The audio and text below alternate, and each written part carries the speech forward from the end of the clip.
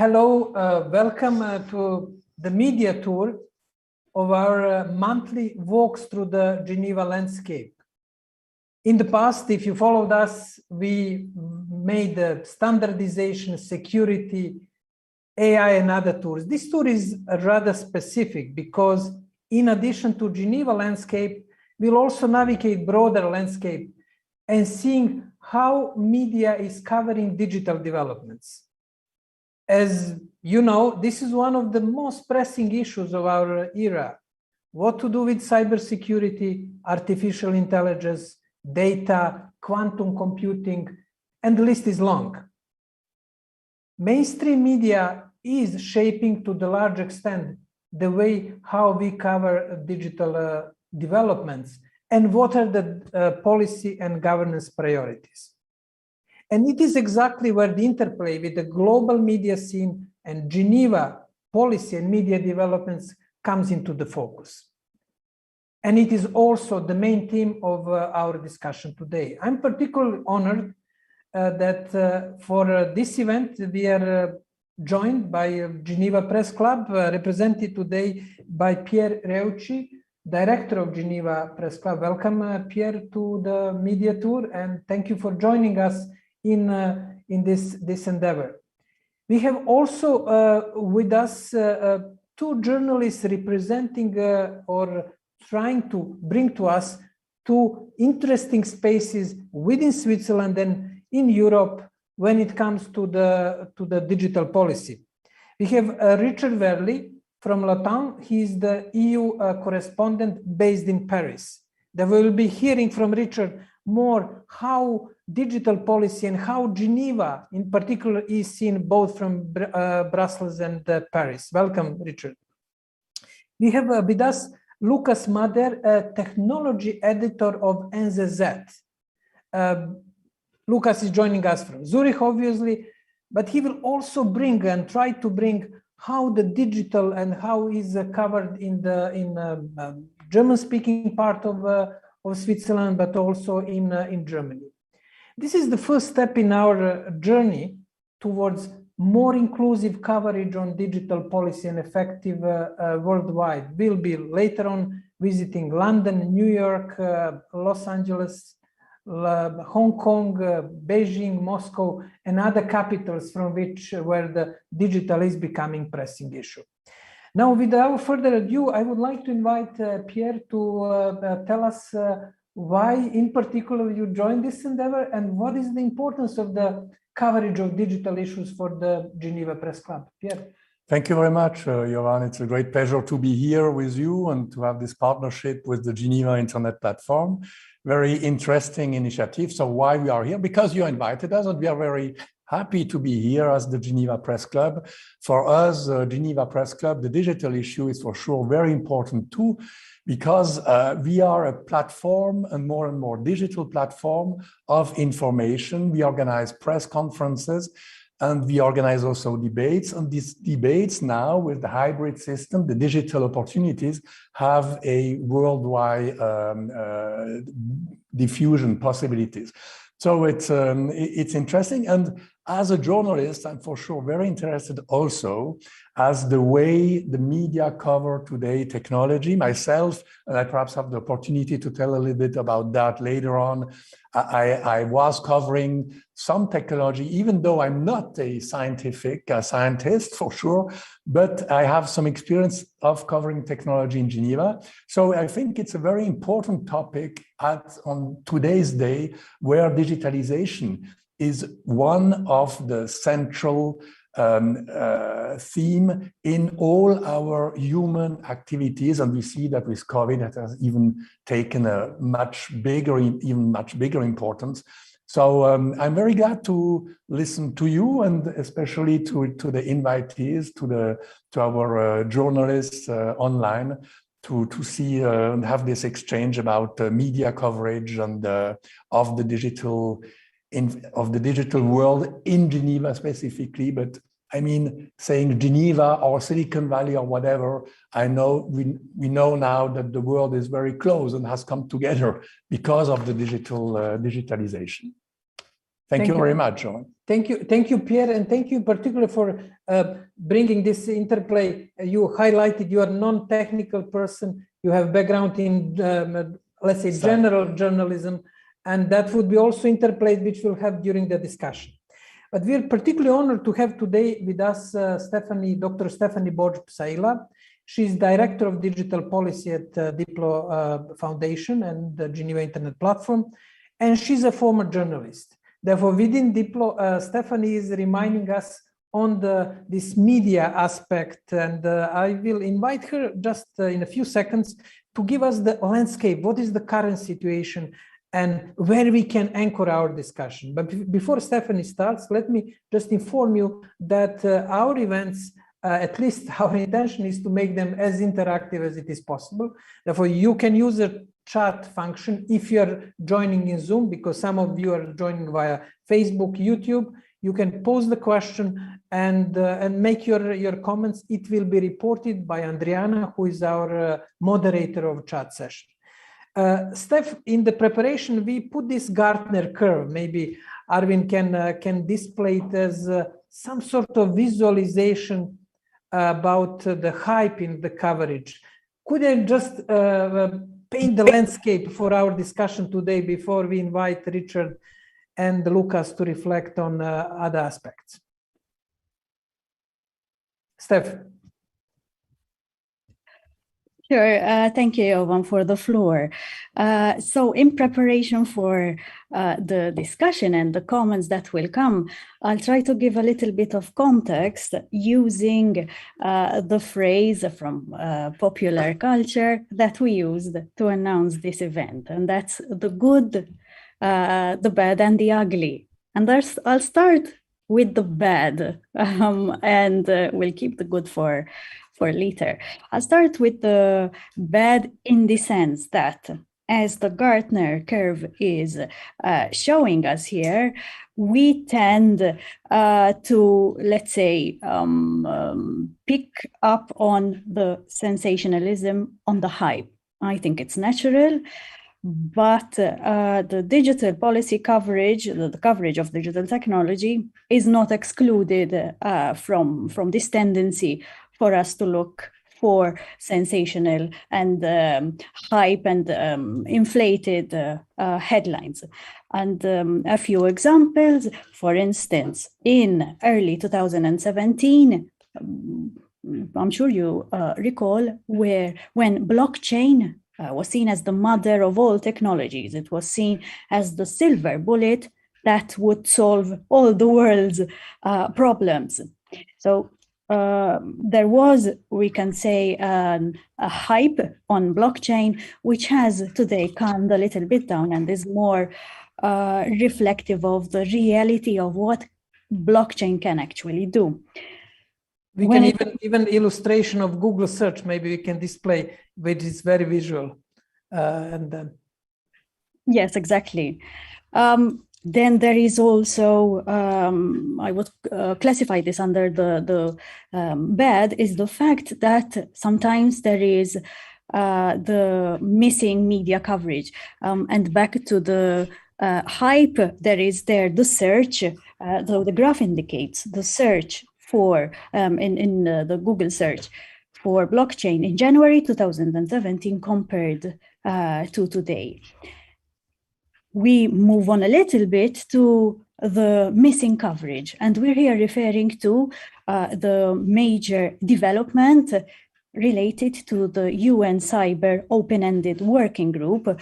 I'm talking a little bit UN lingo, but this is, in brief, after 6 years of negotiating on cyber issues, so on how member states, on how countries should behave in cyberspace, after 6 years of negotiations, we saw countries getting together on and agreeing and finding consensus on how the countries should define and approach these cybersecurity related issues.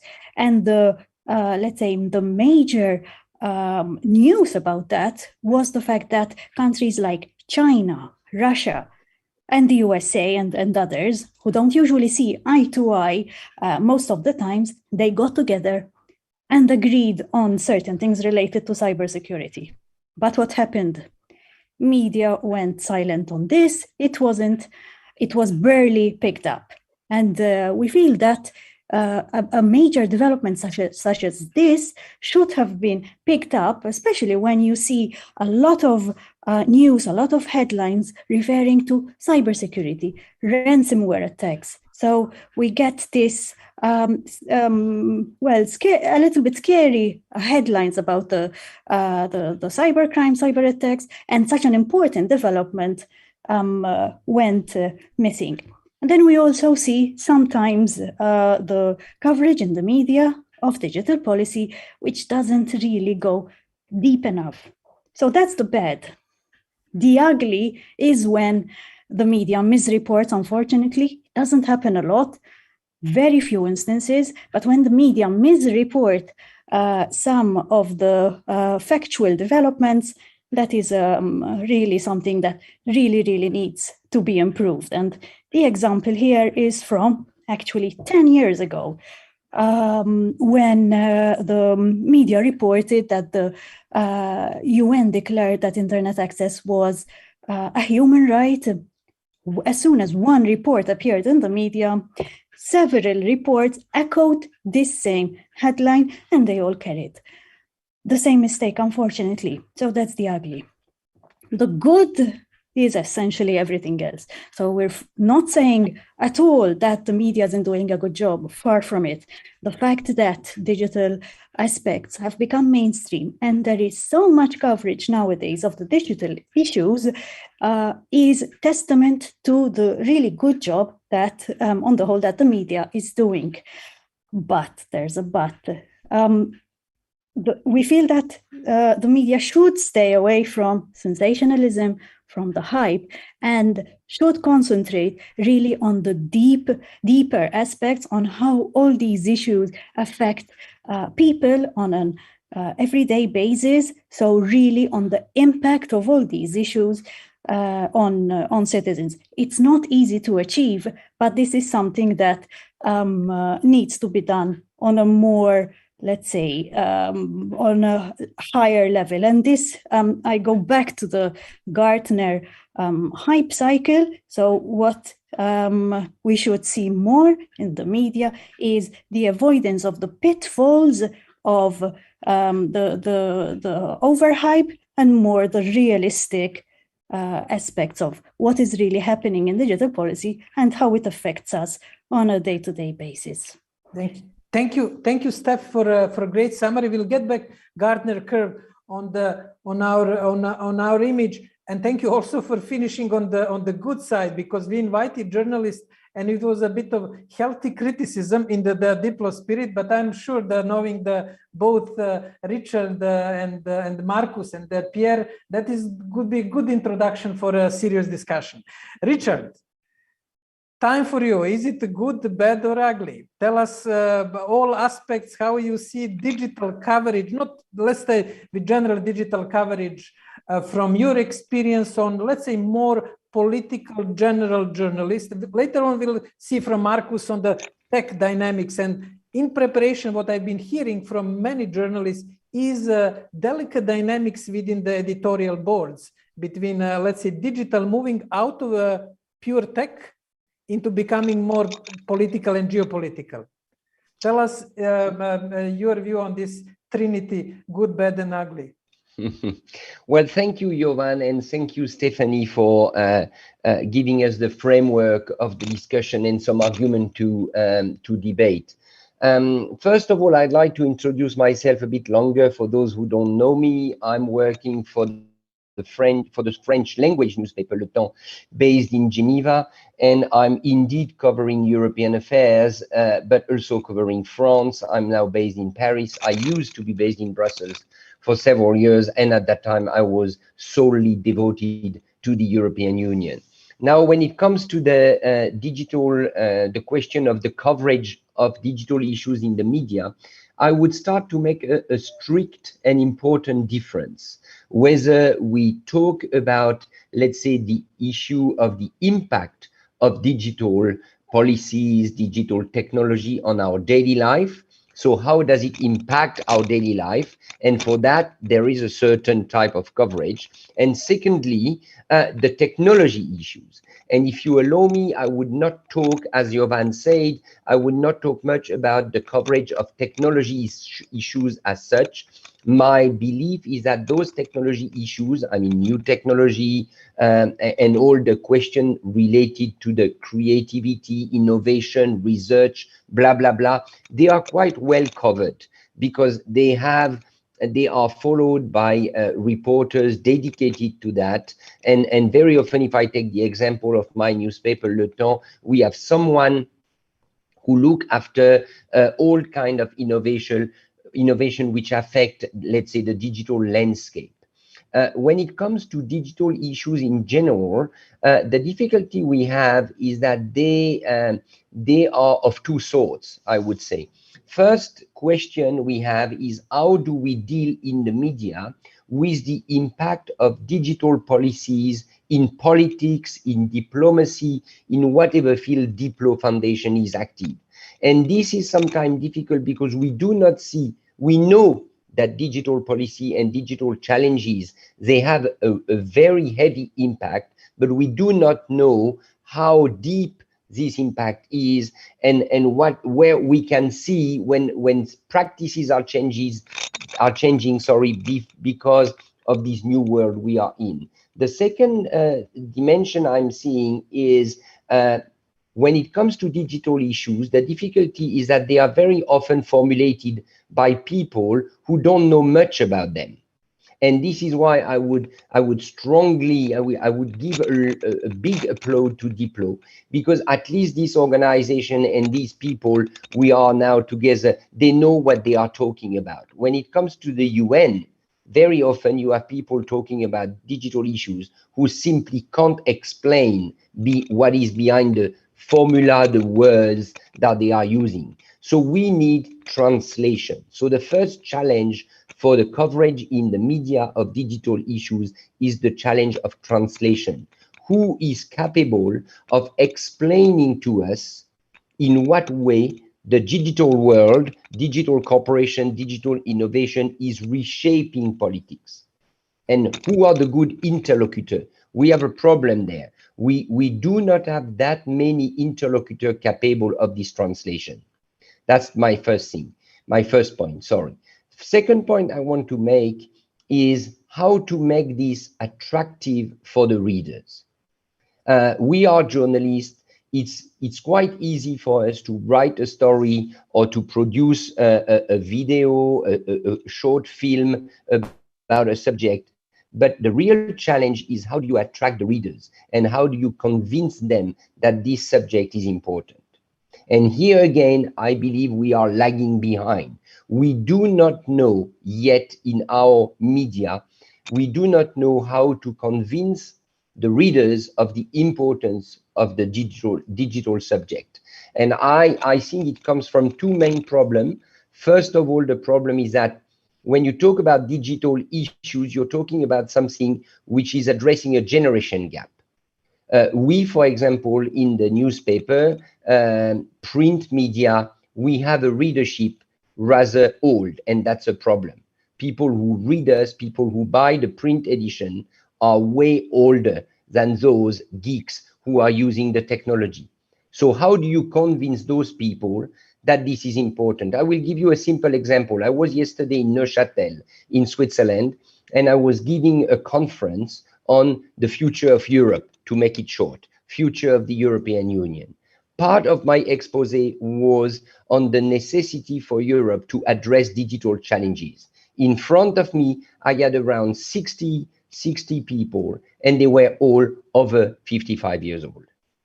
So how do you overcome this generation gap? That's a big issue for the media, and I'm sure my friend Lucas will also come on that. So, and finally, I would like to make another point on the necessity to illustrate the debate we want to talk about in our media. Diplo Foundation is very good at cartoon to find a way to explain how things are going. But illustration can also be and should be examples. How do we find a concrete example where we can demonstrate that digital issues, digital challenges are reshaping the world? So to summarize, I would say we have a problem of translation.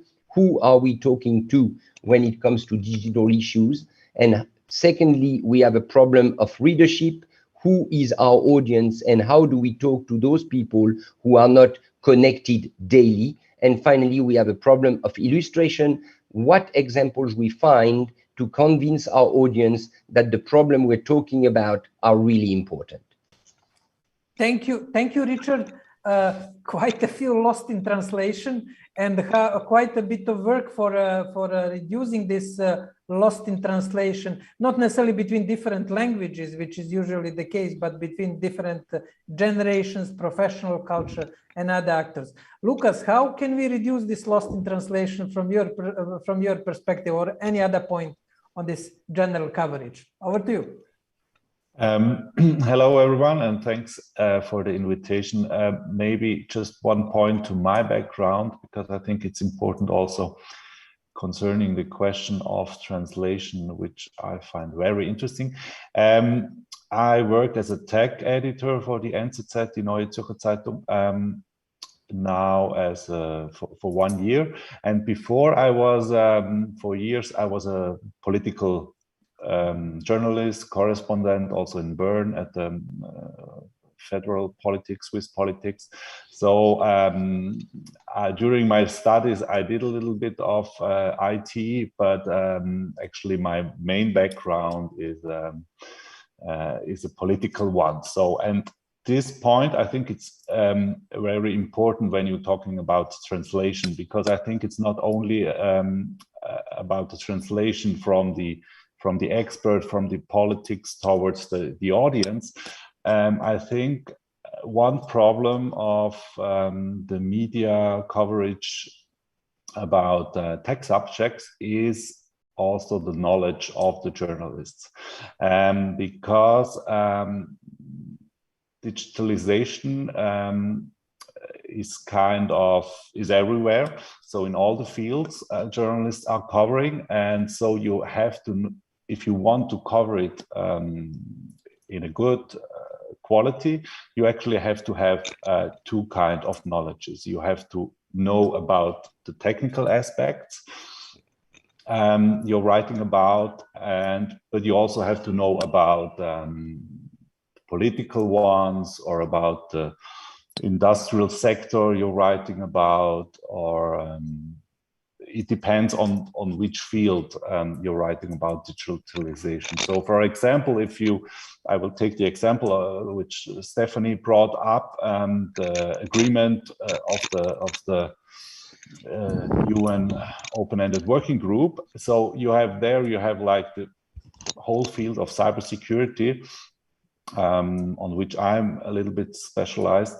So you have all these aspects of how cyber crime is working, how APT, like the state actors, are behaving, what the problems, the mechanisms are. So you have to have this understanding. And on the other hand, you have to know how the UN groups are working, how to interpret, how to make an interpretation of this agreement. So you always, I think you have to have two knowledges, or if you talk about regulation in the fintech sector, so you have to understand how the new cryptocurrencies are technically working, but you also have to understand how, for example, financial regulation in Switzerland is working, or in the EU. It's the same with artificial intelligence. There's this framework of the European Union. So you have to understand how the European Union is working and how artificial intelligence is working. So I think this is, like, for me, it's like the beginning or the starting point where journalism has to change or to improve. So because what I observe is that there is still a lack of knowledge from the journalists. I mean, there are a lot of good tech reporters or also political journalists who understand the technical aspects, but still I see it in-house, I see it with other media houses. There are still, I don't know if it's a generation gap, as Richard mentioned. Maybe there is not only in the audience a generation gap, but also within the journalists. So because I think journalists who wrote like for 20 years about let's say banking, you can take any topic. You also, from one point, you have to understand what digitalization means and how it works. So I think we have there a big necessity, a big lack of digital know-how also in the media houses. And I think if there is an improvement, a better understanding of technical aspects from the journalists, it's also easier for them to do this translation, as Richard mentioned. Thank you, Lucas. One point which is particularly interesting is, while listening to you, I realized that it's not just the political and the tech part, but it is basically becoming cross-cutting. Your financial journalists have to learn also about Bitcoin, cryptocurrency, and your tech journalists have to learn about macroeconomics. Therefore, it seems to be the cross-cutting challenge all over the place. Let us now, after this really excellent stage-setting intervention by Richard and Lucas, let's hear from Adriana if you have any comments or question from audience, and then we'll gradually move in this limited time to our question on Geneva and this complexity put physically in Geneva. Adriana, over to you. Okay, Adriana is our chat moderator, and we'll be hearing if there are any comments from. Thank you for the floor, Jovan. Unfortunately, some problems with my videos. Try to sort it out before my second intervention. We had quite an active chat. There are messages I haven't managed to read as you just called my name, but let's start with some questions and then some comments. First of all, Marco asked, are there any particular tips for journalists on how to identify an upcoming hype? This was something that was echoed by Dylan Farrell. Stephanie here jumped in the chat and said that it's a matter of expertise, one's own expertise or borrowed expertise. On one's own expertise, she said, it's the expertise of the journalists themselves, developed over time, or borrowed, which is journalists asking for opinions from experts as varied as possible. According to her, Richard has already summarized it brilliantly. Media needs translators and interlocutors. Marco answered that in this sense, there is a parallelism with diplomats, where missions are having more and more tech attaches, and that same goes for journalists, which Stephanie agreed with. Marco then asked, what is the role of the media regarding the given hype? Should media actively contribute to curb the hype? Stephanie already reacted to this in her first intervention, but perhaps other speakers would like to have that chance as well. And then Andrei Skolkai said that AI seems to be described in the media either as a threat or as a miracle, and he asked if he is wrong with this impression. Stephanie says he is not, and that AI is overhyped, all doom and gloom. Perhaps other speakers would like to reflect. Yvette asked, is there a need for the media to employ technical people? And Stephanie, who is quite active in the chat, said it would probably make more business sense to have specialized journalists with technical people on their speed dial. And then another point that was brought up and that had quite a wide consensus in the chat was by Pippa Biggs, who said there has been a switch from readership to viewership, and that we have exchanged words for images. And then another comment was that, well, it was more of a question.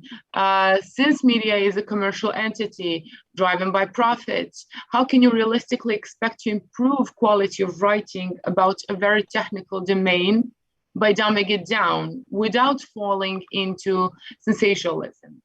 That will be all from me at this point, Jovan, and I will have more comments in my second intervention, I am sure. Over to you. Thank you, Adriana. Great questions. We'll ask our guests here to comment, to pick up some of these questions with short answers, because we have to dedicate at least 1/3 of our time to this Geneva aspect. One just quick comment, what we notice in preparation for a session, that people are more and more tapping, browsing by tapping on mobile, and less by clicking on the links. And on the question of this hype control, if we can use it, we have one possible case study in making. It's quantum computing. It is, if you can show the image of the Gartner curve, it is just picking up, moving up the hype hill, and we'll see if it will follow the destiny of blockchain, big data, AI, and other issues. But first, Lucas, any comment on these questions from audience or debate, and then Richard, and then we'll move to Geneva. Yes, thank you. I will pick up, I think, what was the last point about how can media as a profit-oriented enterprise can do reporting on a high quality. I think, of course, like some kind of sensationalism or like overhyping, you will always have in journalism, because it will get you the readers, and that's what you're after. But still, I mean, what we observe at the NZZ, we see that if there is a subject, a topic very popular, then you also find a lot of readers for quality, for information, for reliable information. So we saw this like in the last 1.5 years. I mean, it's not tech, but we saw it with the coronavirus, with COVID, that there was a huge demand for really scientific, reliable information. But we also see it in the field of tech topics, for example, Bitcoin, ransomware. So if there is like kind of hype, if there is the interest in the audience for a topic, then you can also gain readers, or the audience. You also can attract it with reliable information. I will quit here. I can. You want me to react? Go on if you. Jovan, on that as well. Oh, vas-y, Pierre. Pierre, go ahead.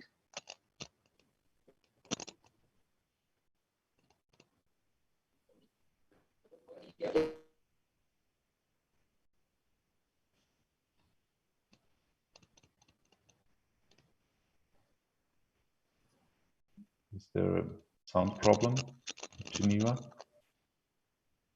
Yeah, I don't know, Lucas. I can hear you, but I can't hear Geneva. Geneva, we cannot hear you.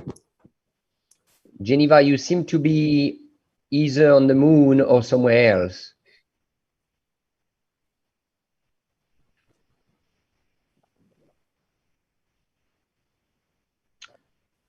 Geneva, are you already in the cyberspace?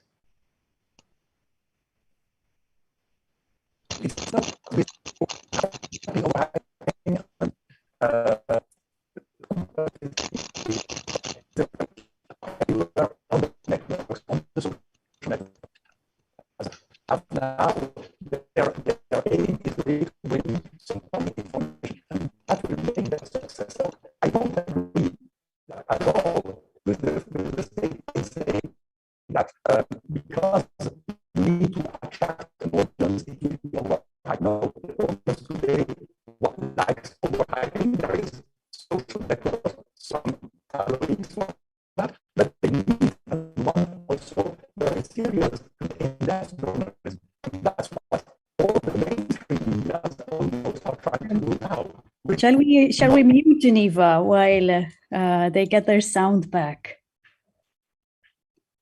Exactly, as Richard is saying. Who can hear Geneva and who cannot? Am I the only one who cannot hear Geneva? No, Richard, you are right. So until we get Geneva back, Richard, Richard is doing coup d'etat, as always in the journalism. But what we basically hear from Pierre that journalism is moving into basically quality journalism, and you have more or less distinction between social media, hype, tabloids, and the quality journalism. That's probably challenging how clear that line will be, because we notice some very respected newspapers providing in that trinity which Steph indicated, not maybe ugly, but bad coverage, especially in the let's say some prominent journalist houses not reporting well on the AI, on cybersecurity, and other issues. But Pierre, thank you for that reflection. Let's go to Richard and hear his view on this question of questions from audience and this line of positioning of the quality journalism in this sort of complexity. Okay, sorry, I could not hear the whole expose of Pierre. As far as quality journalism and the changing of the media landscape, I would say two things. First of all, to me, when it comes to the coverage of an issue, so for example, covering the impact of cybersecurity, social media is certainly not a problem. Social media is there to give the instant information, to disseminate information, to alert people on what's going on. Our role, the NZZ said, Le Temps, and many other media outlets, is more to explain and to be more in depth. So Pierre is absolutely right. There is a future for quality journalism in the digital age, but this quality journalism nevertheless faces two challenges.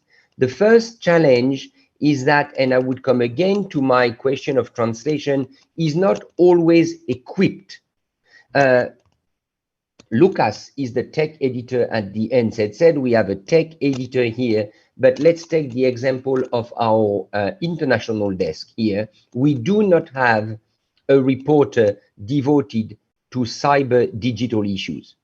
We do not have a reporter devoted to digital issues in the economy, beyond innovation, beyond corporation, beyond GAFAM. So we are lacking the human resource. That's my first point. Second point is that when it comes to the explanation itself, how do you manage to write a good story, to make it attractive, to make it pleasant? We have a problem there because, just take a concrete example. It's easy to talk about, let's say, the car industry because you have photographs, you have images, you have video of the car industry, either electric, hybrid, you can do a story on the speed in the cities, whatever you name it. When it comes to the car industry, you can easily illustrate, and it is related to everybody's life. When you do a story on, let's say, how internet is reshaping or cyber cable around the world, okay, you may have some video of cyber submarine cables, but not that many videos, not that many. You are lacking the material you need to make a story attractive, and that is a problem. And my wonder is, how are we going to overcome that? I would give you again a comparison. One of the problems the European Union as a political body is facing for many, many years is that TV journalists in Brussels have only one image to show. It is the image of ministers in dark suits arriving in front of the European Commission. Nothing else to show. And that has become a problem because people, especially in a time of social media, especially our sons and daughters, I'm talking here as a 50-year-old journalist, they want to see images. They want something moving. They want something attractive. They want something addictive in a way. I am not sure that we can be capable of producing that type of content on the digital challenges that we are mentioning.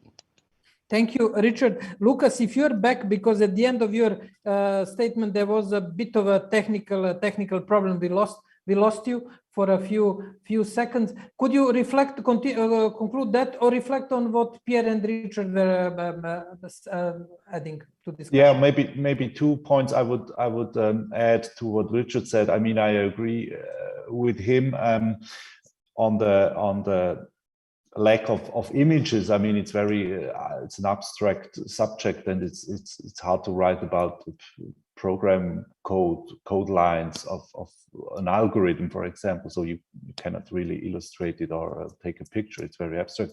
But still, one point maybe when you're talking about the younger audience, the positive thing about that is that the younger audience better understands like I don't think that digital natives like automatically have a better understanding of tech in general, but still there are some kind of things maybe they better understand. So this is a positive point maybe also.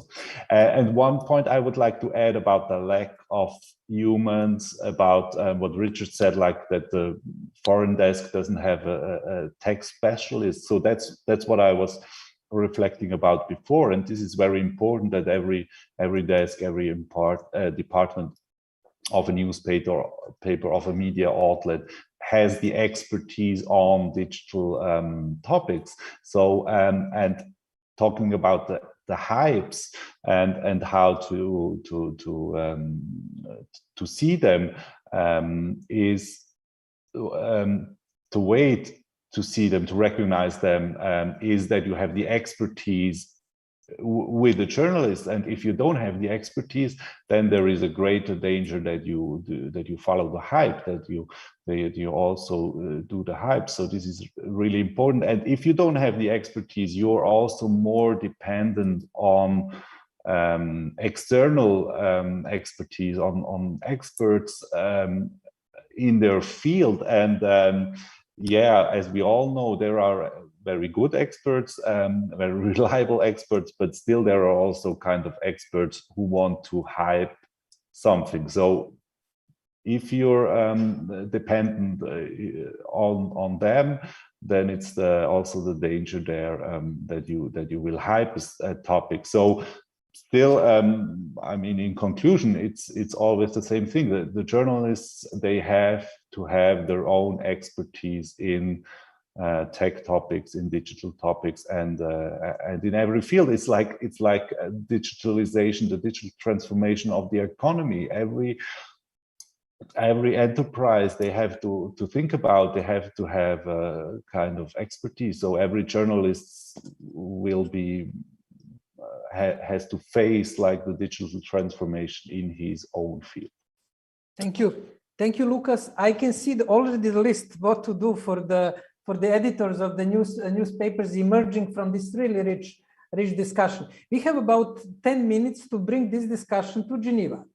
We sit at the Geneva Internet Platform. Around us, in the radius of 3 kilometers, you have more or less 50% of digital policy happening, global, in terms of e-commerce, in terms of human rights online, in terms of standards, cybersecurity, you name it, and you have it. Digital health with WHO.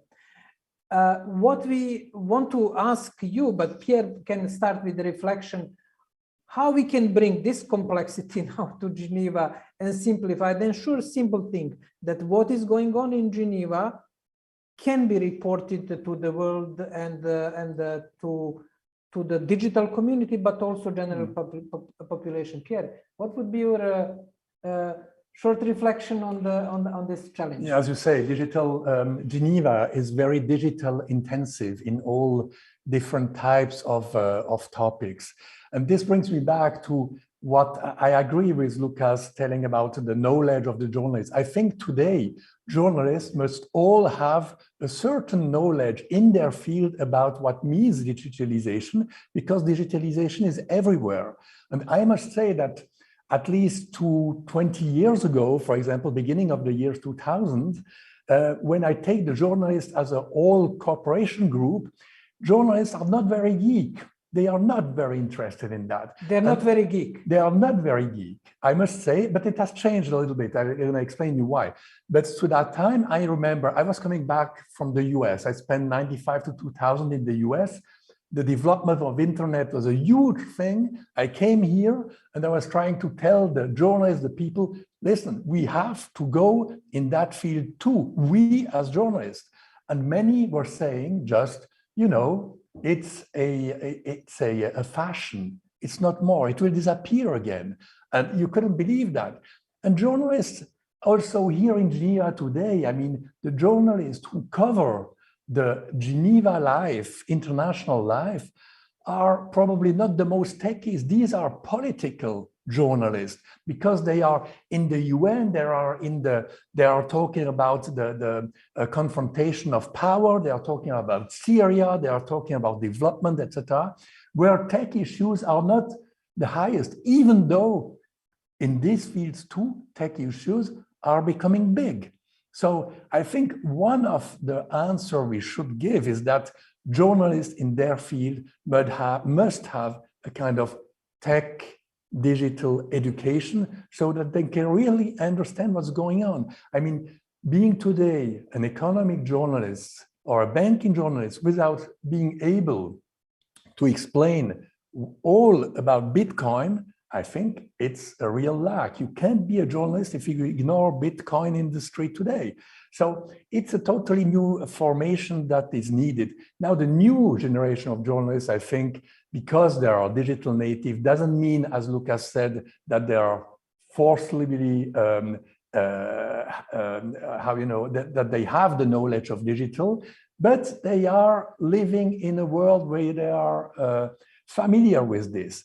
And we have seen that COVID brought a lot to the different newsroom because they experienced digitalization of their own business very directly. I mean, there was no more newsrooms for months in everywhere in the world. Everybody was working from remote, using tools and using also the tools, digital tools for their regular life. And we have here, really, we have a difference of, it was a real jump in the way journalists and all the people are considering digitalization. And I think it's a real, something very positive for us to explain. Now, just coming back to Geneva, because we wanted to know Geneva. So I was always very interested in the tech industry and also in science. When I was a young journalist, I was covering space industry. I was covering the CERN. And I can tell you, I have studied international relations. So going to CERN, it gives you a big, big headache just as a non-specialist. And I remember, for example, being in the office of Carlo Rubbia, Nobel Prize, and he explained me an afternoon, a long afternoon, his amplificator of energy, a new type of a nuclear power plant that has no risk. But who am I to understand this and to give an opposition to a Rubbia saying this really works or not? I mean, very, very difficult. And you just report it. So you report, you try, and what you have to do then is to try to find other experts who give you their opinion on this. But it would be tricky to contradict Rubbia. Yeah, it's pretty tricky to contradict Rubbia. And this is the thing. So I was able to translate what Rubbia was saying at the end because I spent a lot of time, but I was not sure if his invention was really strong, solid, even talking to experts. So it's useful to have this global view and to be not a specialist, but at a certain time you have to dig in and be able to really understand to the detail if you don't want to be used, which was not the case in this case, but if you don't want to be used just as a communicator. And this is the problem. What you just mentioned, I can see 2 or 3 events covering the question of this, how to avoid hype, which Marcus already mentioned, how you rely on consultants, question of training, question how you need to be specialized and what are realistic limitations when it comes to specialization, and what is the real challenge for Geneva. One is training. Now let's ask first Richard. Richard, you are close enough, you're part of Geneva scene, but also far enough in Paris and in Brussels. How is Geneva International in digital field seen from the distance? Unmute. Just unmute. Sorry. First of all, I'm talking today from Geneva. We are headquartered in Geneva, so the newspaper I represent is definitely based here and very concerned by what is happening here in that digital community, Geneva-based digital community, and the Geneva Press Club is doing a lot to illustrate, to foster that digital reputation of Geneva. Well, I would be rather pessimistic on that issue. Viewed from Paris, for example, Paris being the capital of one of the biggest countries in the European Union, Geneva doesn't exist on, let's say, the field of digital issues. When it comes to digital norms, rules, challenges, Paris will look to Brussels. They believe that it is happening in Brussels. This is where the European Union can show its muscles towards the cooperation, towards the GAFAM, towards the US. So for the French, it's very clear that the fight is taking place in Brussels, and then we will move to Geneva for the implementation of decision made in Brussels. That's the way they see it. And I believe it's the same in Germany. So Geneva is not seen as a ring, is not seen as a place. When I say ring, I mean a box ring. It's not seen as a place where the actual fight for digital policy is taking place. And for many reasons, I believe Geneva has to work maybe harder to show what is going on here. But it's also the fact that when it comes to digital policy, those European countries, the neighbors of Switzerland, are all united in one organization called the European Union. And where do they meet? They meet in Brussels. So it is the political battle, the political challenges, the political discussion when it comes to digital issues. For European, the place is Brussels. Thank you. Thank you, Richard. And it's probably reality that hard digital politics, access to the rich European Union market, is happening in Brussels. Lucas, what is the sort of perspective, definitely from Zurich, but if you can also reflect on the wider German-speaking space? Sorry, I don't have any better news for you. I think it's a little bit the same as Richard said. I would say from Zurich, from the German part of Switzerland, Geneva is almost non-existent on the tech landscape, and because it's either Bern for Swiss regulations, or it's also Brussels because the EU is important for Switzerland too, and also worldwide. And then you have like the USA, which is of course very important. Now you have the conflict between the US and China. So these are the more important, or the more also maybe the more interesting spots for us to look on. If you think about why is it like that, then maybe one point is that there is a lack of self-marketing, maybe a little bit to promotion. I mean, I know it from my time in Bern when I was a correspondent for Swiss politics, that Switzerland, the federal government, they're very much supporting it, or also promoting it, but still I think it's yeah, you don't have like this real results, at least not the results for a wider audience. And maybe there's another point which comes to my mind, another reason why it's like that maybe there is in general, how could I put this? There is a general lack of interest in the multilateral agreements or the whole international policy making, especially of the UN and the UN groups and organizations, because this multilateralism, international policy making is really something on the long run. It's not something. It's something very abstract. So it's a lot of if you have an agreement, for example, it's very much in a diplomatic language, which you have to translate in the real life meaning, to give it a real life meaning. And it's hard, for example, the agreement of the open-ended working group, what Stephanie mentioned in the beginning.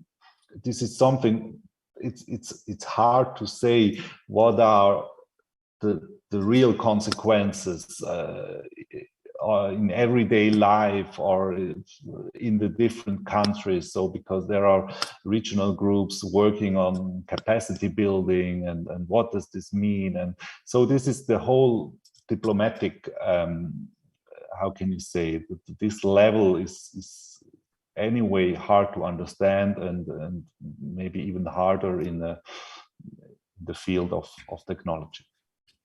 Thank you, Lucas. We have an excellent reflections in the terms realistic, and I think, and also mapping why it is happening, both from Richard and you. Parts are realpolitik, where the people go for bottom line in Brussels on digital access to the market, financial impact, and what you just indicated, nature of diplomatic processes, which tend to be long and which tend to not to have often direct impact on reality. We'll hear from Pierre just quick reflections on this exchange, then go back quickly to Adriana and Stephanie, literally 1 minute, and we close in about 5 minutes this really lively debate. It's clear that we need more of this. Pierre. Yeah, the reflection of Richard and Lucas were very interesting on that. I think that Geneva in the digital concern has a real problem of communication. I mean, every organization is communicating in silos. It's difficult to communicate. They use, as Lucas said, they use a lot of diplomatic language. As a journalist, if you go to the people who are doing the politics on in the international organization here, it's very difficult to have quotes because they are very, very cautious all the time. So there is a lack of debate and there is a lack of communication. It's not only the receiver, the media, and the transmitter, the media, who is sometimes failing, perhaps. It's really at the origin of the business in Geneva. There is a lack of communication. You are doing a good job of the Geneva Internet Platform, trying to reunite all these topics on one platform. But I mean, this should be done by all the actors, and we have a lot of knowledge. We have a lot of competence here in this area with EPFL, with the universities, etc. And there are initiatives as Trust Valley, for example. We want to be the place where cybersecurity is decided.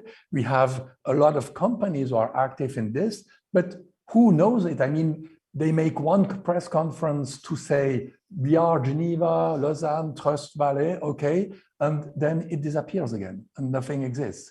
So there is no clear line in communication of the digital questions in Geneva. And this is why also it's not perceived even in Zurich or in Brussels or wherever. So it's the bad news is that we have a lot of competences, there are a lot of things going on here, but we are not able to tell it to Switzerland and to the rest of the world.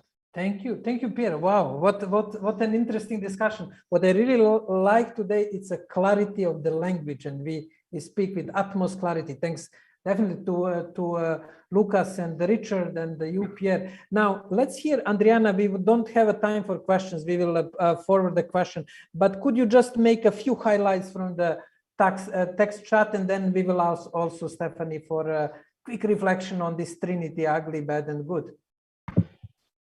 Well, Johan, the audience is very active and it's making my job hard, as it should be. Now you're making my job even harder because I have 1 minute to summarize all of that, but okay, let me try. My last intervention ended on the note of sensationalism. We, in the chat, came to a consensus that sensationalism is different from bias and that we can classify sensationalism under the bad and bias under the ugly. Yvette wanted me to relate this to the moderator, to the panelists, because she believes the large media houses need to invest in the technical expertise to analyze technical information and advise accordingly. People from the outside, the journalists consult, usually have vested interests. And Stephanie agreed that it does take skill to analyze and extrapolate technical information and extrapolate what is actually true. Stephanie also said that perhaps we can classify the challenges as those related to the messenger, which is the expertise of the journalist, and the message, that is how to make digital news more attractive for readers, especially younger generation. We have noticed that social media seems to be the main winners with younger people, which is to say the young people get their news from social media, and perhaps media houses should engage in employing the bloggers and the influencers so they can have more influence. And we have also talked about multilateral affairs, which are very hard to cover because of the UN language and other high politics language. I'd stop here, Jovan, and give the floor back to you. Thank you. Thank you, Andriana. Great chat. We'll share the chat with the others. Steph, there were a few references for your active participation in chat. A quick reflection on what is the bad, ugly, and good. Well, how does this trinity sound after our discussion? Thanks, Jovan. It is, yes, I was quiet here, but quite active in the chat. Interesting conversation going on there. It's more or less the same, but there is now a clearer understanding of the issues brought out by Pierre, Richard, and Lucas, including all the really valid examples that they shared with us. Concluding remark is the fact that, building on Pierre's comment about Geneva being a silo, I would argue that Geneva's problem, its communication problem, is actually bigger than that, because Geneva is a silo within a silo. So Geneva is a silo in the sense that a lot goes on in international Geneva that is hard to bring out. But there's also the issue of Geneva being geographically located in Europe, but is not part as such of the EU. So in reality, the communication challenge is between international Geneva and the EU, which when you look at it like that, that becomes an even massive challenge for international Geneva to really convey the richness of the discussions and negotiations that are taking place in Geneva. And probably a takeaway for this is that perhaps it's time for the media community in Geneva to get together with the UN institutions and really from one end, as Pierre was saying, the problem is also at the source. So from one end, there should be less of the UN-ism, the UN lingo, talking about, from the UN side, talking about developments that no one else understands. This is also a point that was made in the chat by Yvette. And at the same time, journalists understanding what it really is going on. That's the takeaway for me. Just to close on the, thank you very much for optimistic note. The latest communication from Secretary General, it's very, very, very clear. And it seems that UN realized that they have to change lingo. We'll see if it will trickle down to the machinery and address this issue which Pierre indicated. In brief, first of all, I would like to thank our excellent panelists, Marcus, Richard, and Stephanie, to thank our partner in organizing and really great contributor, Pierre, and to thank you all for making comments in chat. It is clear that it is the first step on a rather long journey for media in general, for tech community, but also long journey for international Geneva in the field of digitalization. Quite a few steps on this journey have been outlined, and we will continue walking conceptually, philosophically, practically this important journey of trying to communicate better digital to the media, but also to trying to communicate better what's going on in international Geneva to the rest of the world. Once more, thank you. It's always tricky to be between you and lunch. I wish you good lunch if you are in Geneva or the European time zone. For others, all the best, and continue navigating this important landscape with courage, with innovative spirit, and sometimes taking the risks. Thank you. Thank you. Thank you, Pierre.